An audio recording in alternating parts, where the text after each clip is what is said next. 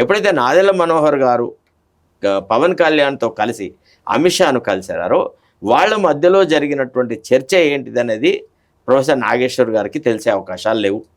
ఆయనది ఊహాగానమే అనుకుందాం మనలో మాట. రాజకీయాలలో ఊహాగానం చేయడము, కొంత తప్పు ఒప్పులు అని వ్యవహారం చేయడం అనేది సహజం. ఇప్పుడు నిన్నటికి నిన్న ఢిల్లీలో కూడా కర్ణాటక చీఫ్ మినిస్టర్ను మార్చాలా అనే దాని విషయంలో పొద్దు నుంచి సాయంత్రం వరకు కార్యక్రమాలు జరిగిన తర్వాత వాళ్ళు ఏం చెప్పారంటే, అసలు యాక్చువల్లీ ముఖ్యమంత్రి మార్పు సంగతి మేము డిస్కషనే చేయలేదు, ఓన్లీ రాజ్యసభ సభ్యులు ఎమ్మెల్సీలకు సంబంధించిన వ్యవహారాలే మేము మాట్లాడుకుంటాం, మీరేది ఊహాగానాలు చేయకండి అని కేసీ వేణుగోపాల్ చెప్పినాడు.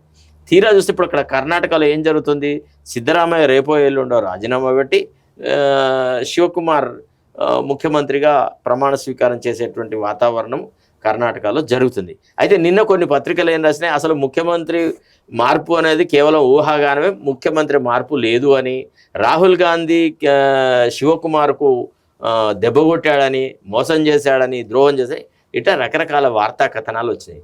సో వార్తను వార్తలాగా చూడకుండా వ్యక్తిగతమైన విమర్శగా భావించడము సంకుచిత స్వభావము పవన్ కళ్యాణ్ది. పవన్ కళ్యాణ్ అసలు ప్రొఫెసర్ నాగేశ్వర్ గురించి మాట్లాడిన సందర్భమే కాదు, మాట్లాడాల్సింది కాదు. ఒకవేళ తన కార్యకర్తలు ఆ రకంగా చేస్తే రాజకీయాల్లో విశ్లేషణ చేసేవాళ్ళు, విమర్శించే వాళ్ళను శత్రువులుగా భావించొద్దు, ఇట్స్ ఎ స్పోర్టివ్ గేమ్ అని గనక ఆయన అనుంటే రాజకీయాలలో పవన్ కళ్యాణ్ చాలా పరిణితి గల వ్యక్తి అని అనుకునేవాడు.